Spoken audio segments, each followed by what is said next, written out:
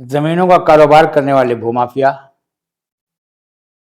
ये कहिए कि जमीनों का गलत कारोबार करने वाले, जिन्हें हम भूमाफिया कहते हैं, वह वाकई बहुत ताकतवर होते हैं।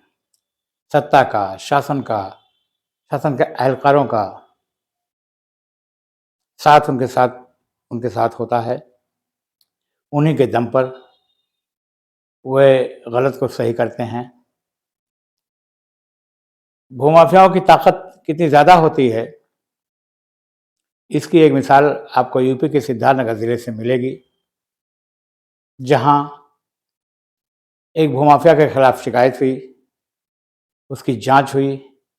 जांच अधिकारी ने शिकायत को सही पाया, जिलाधिकारी को रिपोर्ट दिया, लेकिन दोबारा जांच कराई गई, फिर उसी अधिकारी ने किया, फिर अपनी ही रिपोर्ट को गलत साबित करके नई रिपोर्ट भेजा और जिसमें उस भूमाफिया को क्लीन चिट देने की बात कही दी। ये ताकत है भूमाफियाओं की। और जांच अधिकारी कोई छोटा मोटा शासन का एहलकार नहीं, कोई लेखपाल नहीं, कोई कानूनगो नहीं, कोई तहसीलदार नहीं, बल्कि सब डिविजनल मजिस्ट्रेट यानी कि उप जिलाधिकारी है। पीसीएस अधिकारी की इस रिपोर्ट को लेकर सिद्धार्थनगर जिले में बहुत हलचल है। लोग सवाल उठा रहे हैं कि आखिर ये सब क्यों कर हुआ। तो आइए देखते हैं कि ये माजरा क्या है। सिद्धार्थनगर में भूमि खरीद में टैक्स चोरी के मामले की जांच अधिकारी एसडीएम न्यायिक इटवा मनोज भारती ने अलग अलग जांच रिपोर्ट तैयार कर दी। अधिकारी की जांच रिपोर्ट अब चर्चा का विषय बनी हुई है। इसमें टैक्स चोरी से लेकर कई प्रकार की अनियमितताएं मिली है। इसके बाद प्रतिवादी की तरफ से पुनः जांच की मांग की तो फिर उसी एसडीएम ने गोलमाल ढंग से रिपोर्ट दी, जिसमें स्पष्ट कुछ भी नहीं है। इसे अप्रत्यक्ष क्लीन चिट भी समझा जा सकता है। दरअसल 7 सितंबर 2024 को एसडीएम मनोज भारती ने दी गई रिपोर्ट में बताया कि बर्डपुर क्षेत्र की उक्त जमीन के मामले में मुमताज अहमद की शिकायत जांच में सही पाई गई है। इस पर मुमताज अहमद ने दोबारा आपत्ति की, जिस पर एडीएम ने उक्त रिपोर्ट को वापस लौटाते हुए एसडीएम मनोज भारती से स्पष्ट रिपोर्ट देने को कहा है। तो मित्रों, एक ही प्रकरण में एक ही जांच अधिकारी द्वारा दी गई दो अलग अलग रिपोर्टों से तो ये आपको स्पष्ट हो गया होगा कि मामला कहीं ना कहीं गड़बड़ जरूर है।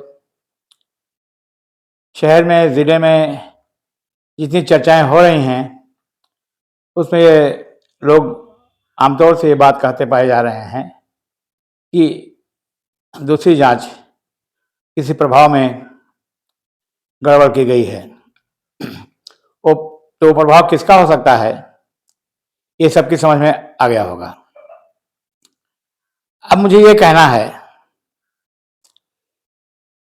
कि यूपी ही नहीं, पूरे उत्तर प्रदेश में भूमाफिया जिस प्रकार से ये कृत्य कर रहे हैं, जिस प्रकार से लूट मची हुई है, स्टाम्प चोरी की जा रही है, रजिस्ट्री में चोरी की जा रही है, प्लॉटिंग के नियमों का कोई तरजीह नहीं दी जा रही है, ये सारी गड़बड़ियां बगैर किसी प्रभाव के संभव नहीं हैं। तो इस मामले में हम आप कोई बताना चाहते हैं मुमताज अहमद के माध्यम से, जिन्होंने इसकी शिकायत की थी, कि वह क्या कहते हैं, उन्होंने किस प्रकार से जिलाधिकारी को यह समझाने में कामयाब रहे कि रिपोर्ट में गड़बड़ी की गई है। तो आइए ये बात मुमताज अहमद से ही समझते हैं। तो मुमताज साहब, ये जो ज़मीन का मामला जो इस फिर तूल पकड़ गया है, तो बताते हैं कि काफ़ी इसमें भूमाफियाओं का प्रभाव रहा है। दो दो रिपोर्टें आ गई हैं, लेकिन फिर तीसरी बार ये अच्छी बात हुई कि फिर से मामला जो है फाइल लौट गई है और उसकी शायद दोबारा जांच होगी, स्पष्ट रिपोर्ट आएगी। तो ये सब क्या है, कैसे आपने जिलाधिकारी कन्विंस किया और क्या क्या खामियां थी, कैसे साबित होता है कि उप जिलाधिकारी ने, एसडीएम ने किसी के प्रभाव में इस तरीके की हल्की रिपोर्ट दी है? देखिए, महत्वपूर्ण बिंदु यह है कि हमने शिकायत किया था कि जो रजिस्टर्ड डीड हुई है उसमें धन का लेन देन सही बैंकिंग जो लेन देन है वो हुआ है या नहीं हुआ है, मेरी यही शिकायत थी और यही चीज जांच करनी थी। जांच अधिकारी जो उप जिलाधिकारी न्यायिक इटवा है, तो उन्होंने जो जांच किया था पहली बार वो सितंबर महीने में जांच किया था 2024 में, जांच करके रिपोर्ट दिया था। वो रिपोर्ट स्पष्ट थी, सही थी, लेकिन मेरा एक ही लाइन की बात कहनी है कि किसी भी रजिस्टर्ड डीड की लिखी हुई तहरीर के एक एक वर्ड का महत्व होता है, एक एक शब्द का महत्व होता है। जैसे मैं एक मिसाल के तौर पे दे दूं कि मेरी उनकी जांच की बिंदु संख्या 1 में जो विक्रय अनुबंध संख्या है 4860, जिसमें विक्रेता ने स्पष्ट रूप से लिखा है कि मैं बैंक से पैसा वसूल पा चुका हूं। इसका महत्व है। जब वो लिख रहा है कि बैंक से पैसा वसूल पा चुका हूं, तो जांच अधिकारी कैसे लिख सकते हैं कि ये बाद में पैसा पाया। दूसरा बिंदु है उनके जांच का कि विक्रय अनुबंध संख्या 7949, उसमें भी विक्रेता ने लिखा है कि मैं रुपया प्राप्त कर लिया हूं। यह शब्द है, एक एक शब्द का महत्व है किसी भी रजिस्टर्ड डीड में। यह लॉ पॉइंट है।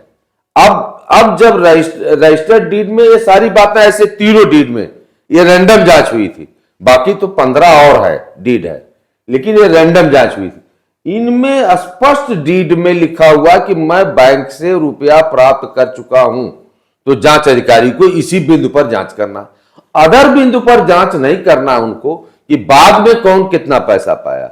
यह जांच अधिकारी का बिंदु नहीं है।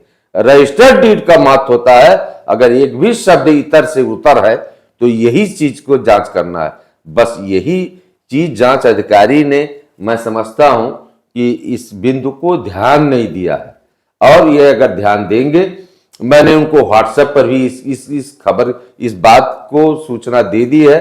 अगर इस बात की जांच करेंगे तो मैं समझता हूं कि इस बात को ध्यान देना चाहिए। ये बात की जानकारी जिलाधिकारी को भी है, इस पर स्पष्ट रूप से जांच सामने आ जाएगी कि वाकई पैसे के लेन देन में कितना काले धन का इस्तेमाल हुआ है, यह स्पष्ट हो जाएगा। धन्यवाद। तो मित्रों, अभी आपने सुना शिकायतकर्ता मुमताज अहमद साहब की बात, और उनके तर्कों से आपको यह अंदाज़ा लग गया होगा कि एसडीएम मनोज भारती जी ने शिकायत के बिंदुओं से परे जाकर के रिपोर्ट बनाई। इसीलिए इस पर संदेह हो रहा है, क्योंकि मामला भूमाफिया से जुड़ा हुआ है। इसलिए इसके पीछे कौन सा प्रभाव काम कर रहा होगा, ये आप अच्छे तरीके से समझ सकते हैं और आप फैसला कर सकते हैं। तो इस प्रकार के भ्रष्टाचार और काले कारोबार के खुलासे के लिए आप देखते रहिए केबल पोस्ट। हमारे चैनल को लाइक और सब्सक्राइब कीजिए। धन्यवाद।